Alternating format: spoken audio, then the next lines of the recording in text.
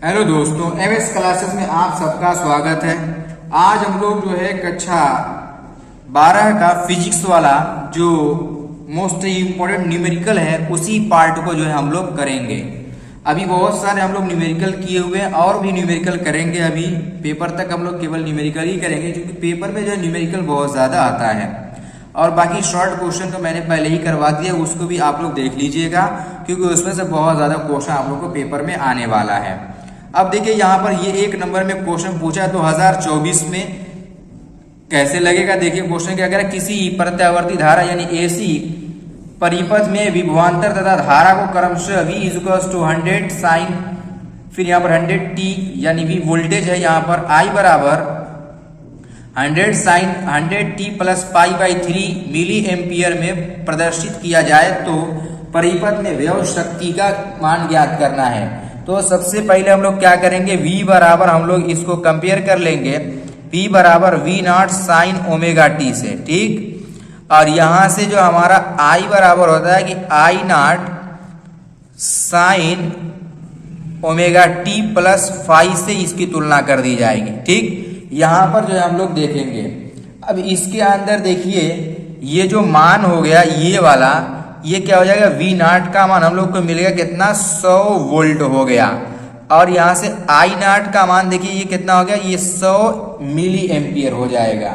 कितना हो जाएगा हमारा, ये हम लोग को जो I0 का मान मिलेगा 100 मिली एम्पियर हो जाएगा। अब यहाँ से जो है मिली को खत्म करेंगे तो 10⁻³ से मल्टीप्लाई करके, तो यहाँ होगा 10⁻³ एम्पियर। इसको हल करोगे केवल 10⁻⁻1 एम्पियर हो जाएगा। और देखो इसके अंदर जो कालांतर जो फाई का मान हम लोग को दिख रहा है वो कितना है, π/3 है हमारा फाई का मान इसके अंदर, ये भी लिख लिया गया। अब हम लोग को क्या निकालना है इसके अंदर, हम लोग को इसमें जो बताना है वो शक्ति बताना है, P के मान की गणना करनी। तो P बराबर हम लोग जानते क्या होता है कि Vrms गुणे Irms cos फाई होता है। Vrms को हम लोग क्या लिख सकते हैं, V0 के बटा में √2 होता है, और Irms को I0 के बटा में √2, और यहाँ पर cos π/3 ये हो गया, यानी cos π/3 का मतलब cos 60। अब दो है सबका मान रख दीजिए। V0 का मान कितना है हमारा, तो V0 का मान यहाँ पर हमारा 100/√2, और यहाँ पर I0 का मान 10⁻⁻1 है, तो 10⁻⁻1 कर लेंगे यहाँ पर, 10⁻⁻1 अपान ये भी √2 है, और यहाँ पर इसका मान 1/2 हो जाएगा। अब देखो ऊपर का ऊपर और नीचे का नीचे मल्टीप्लाई करेंगे तो ये देखो रूट का रूट में गुणा करेंगे, रूट हट जाएगा, 2 हो जाएगा, 2 का 2 में गुणा करेंगे कितना आएगा, 4 हो जाएगा। ये 10 की घात माइनस में, ये 10 की घात 2 प्लस में है, इसको अगर हल करेंगे तो कितना आएगा, केवल 10 आ जाएगा। अब इसको जब 10 को जब 4 से डिवाइड करेंगे आप लोग तो 2.5 हो जाएगा। क्या निकाले हैं, शक्ति निकाले हैं ना, तो शक्ति का मात्रक क्या हो जाएगा, वाट, यानी इसके अंदर जो शक्ति है हमारी वो 2.5 वाट की शक्ति आएगी। इस तरीके से ये वाला क्वेश्चन आप लोग हल करेंगे, और ये इतना ही आसान प्रश्न भी है, कोई मुश्किल भी नहीं है। तो उम्मीद है कि आप लोग इसको अच्छी तरीके से हल भी कर रहे होंगे।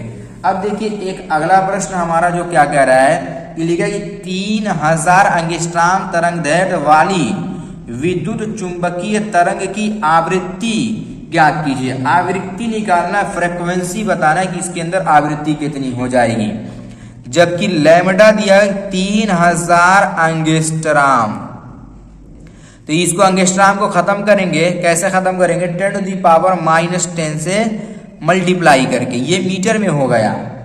अब यहां से हम लोग को आवृत्ति निकालनी है, तो हम जानते हैं कि आवृत्ति न्यू बराबर हमारा फॉर्मूला होता है C के बटा में लैम्डा होता है।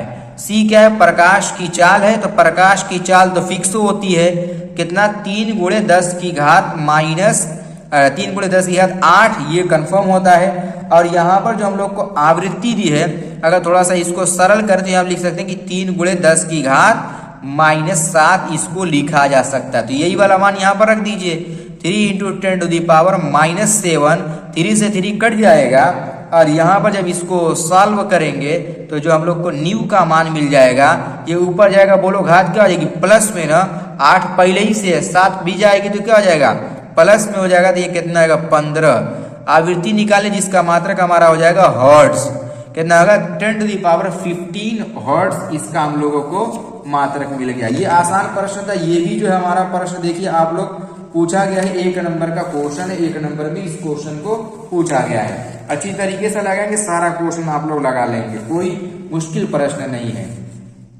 अब देखिए एक और प्रश्न, ये भी आसान प्रश्न है, ये भी कोई मुश्किल प्रश्न नहीं है। क्या लिखा कि एक वैद्युत चुंबकीय तरंग निर्वात में z अक्ष में संचरित है, यदि इसकी तरंग दैर्घ्य 10 मीटर हो तो इसकी आवृत्ति क्या होगी। फ्रीक्वेंसी इसके अंदर भी निकालने के लिए क्वेश्चन क्या है, इसकी अंदर भी आवृत्ति ही बताइए बस। अब इसमें यहाँ पर जो तरंग दैर्घ्य लैम्डा का मान क्वेश्चन के अंदर दे दिया है वो 10 मीटर सीधे सीधे दिया है और इसमें कुछ और नहीं बोला है।